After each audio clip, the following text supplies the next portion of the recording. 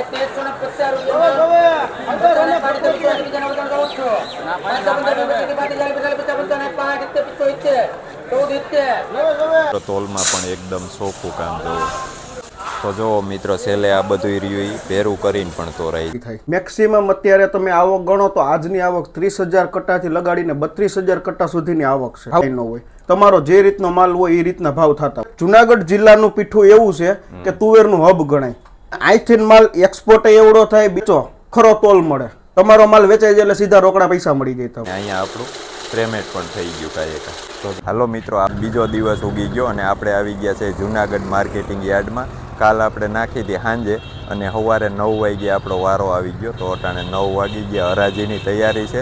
તો હાલો આપણે અંદર જઈ અને જોઈએ હરાજી. તો મિત્રો હવે આપણે જઈએ છીએ જ્યાં આપણી તુવેર નાખી છે ત્યાં. તો ત્યાં હવે હરાજીની અટાણે તૈયારી છે. તો મિત્રો હવે કેવો ભાવ છે ને શું છે એ જોઈએ આપણે. હરાજી ચાલુ થાય છે ત્યાં. તો જોવો મિત્રો, અહીંથી તુવેરની હરાજી શરૂ થાય ને આપણે જઈએ છીએ આપણો ટગલો જ્યાં ઉતારેલ છે એ બાજુ. તો મિત્રો સાંજના તો કાંઈ નહોતું, આપણે આવ્યા હતા તઈ. તો અટાણે તો તુવેર એકદમ જોરદાર દેખાય છે, કેમ કે આ ગોડાઉન રહ્યો એ આખો ભરેલો જ છે. જો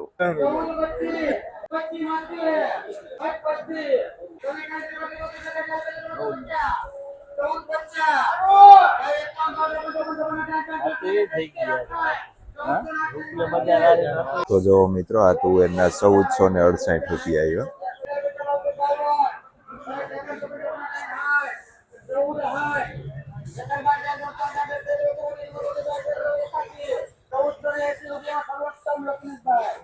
તો મિત્રો આ તુવેર રહી હાવજ છે 1480 રૂપિયા.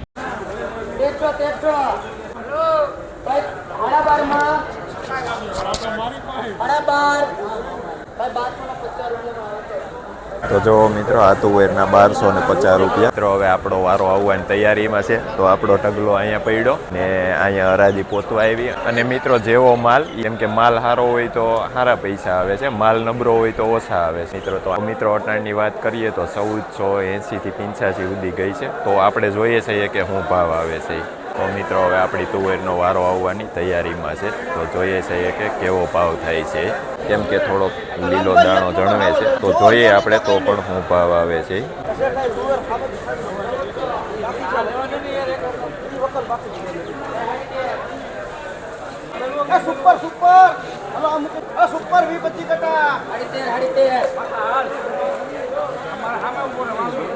તો મિત્રો આપણો વારો ચાલુ છે અટાણે. જોવો 1350 રૂપિયા સર્વોત્તમ. 1000 રૂપિયામાં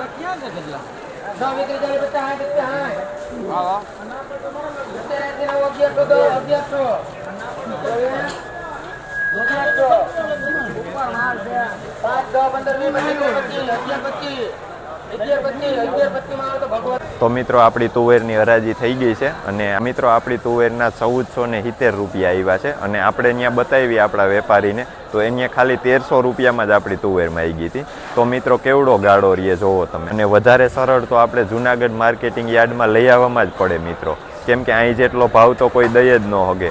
મારા અંદાજ મુજબ તો વેપારી પણ અહીંયા લઈને આવે છે, કેમ કે આપણને કહી દઈએ કે ભાઈ 2 દી પછી અમે પૈસા આપશું, તો આપણી જ તુવેરમાંથી પૈસા કમાઈને આપણને આપે. તો આપણે ખુદને જ અહીંયા ભરીને આવી જવું જોઈએ તુવેર મિત્રો, કેમ કે એ બેસ્ટ રહે આપણને. તો જોવો મિત્રો, આપણી આ રીતની તુવેર હતી.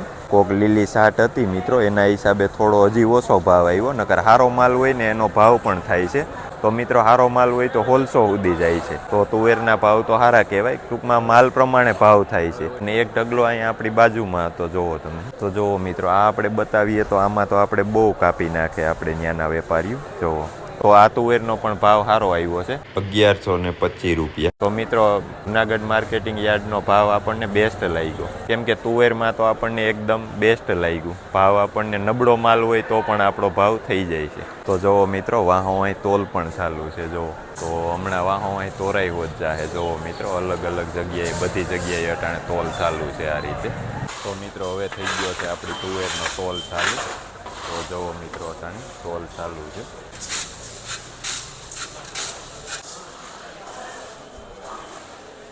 જો મિત્રો આ રીતે 50 કિલોની ભરતી થાય આમાં. તો મિત્રો તોલમાં પણ એકદમ ચોખ્ખું કામ જોવો, કેમ કે જરાય હેઠા ઊંચું ન હાલે ભાઈ આમાં, એકદમ ચોખ્ખો તોલ.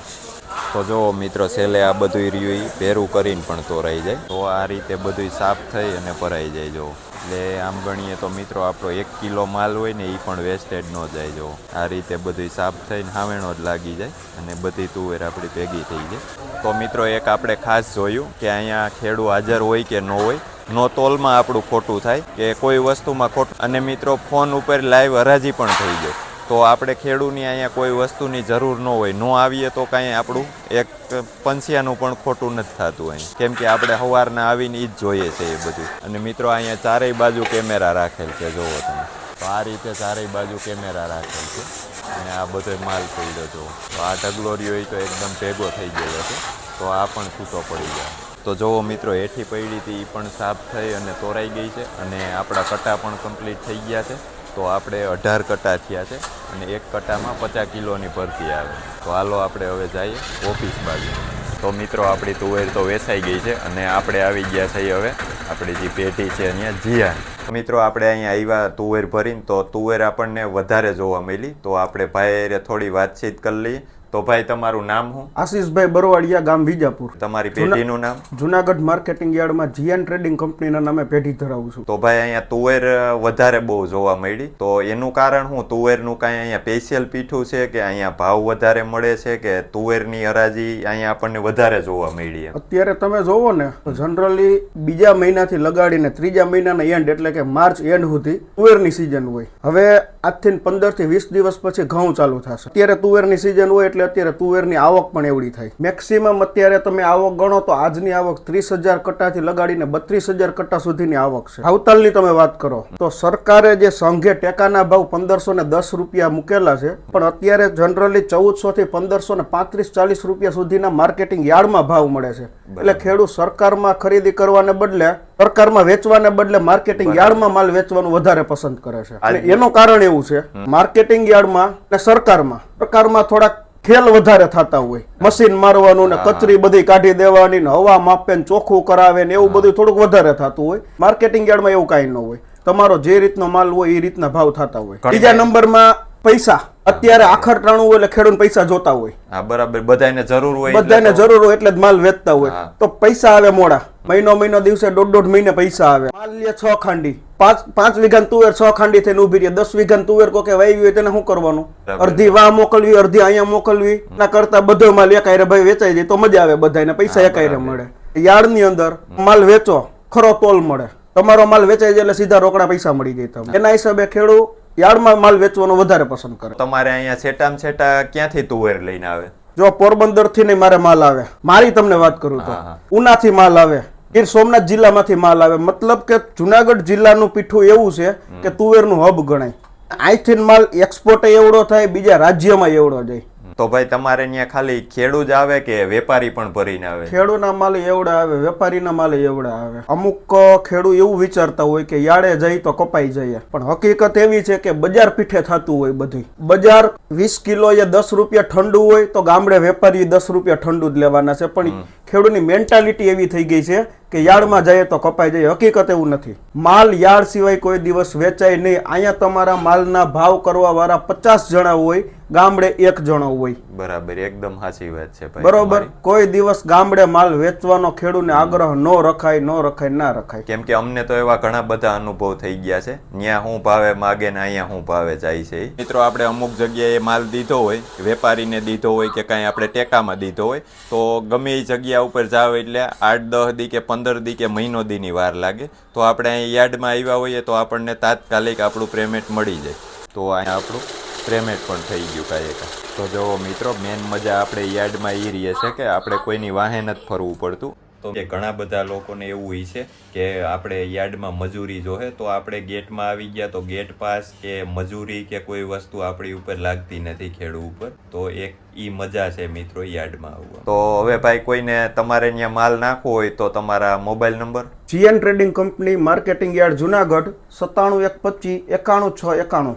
ભાઈનો કોન્ટેક કરજો. ભાઈના નંબર નીચે પણ છે અને ભાઈનું કાર્ડ અહીંયા નીચે વિડીયોમાં પણ આપી દીધું છે, તો ત્યાંથી પણ ભાઈનો તમે કોન્ટેક કરી શકો. વિડીયો પૂરો કરીએ.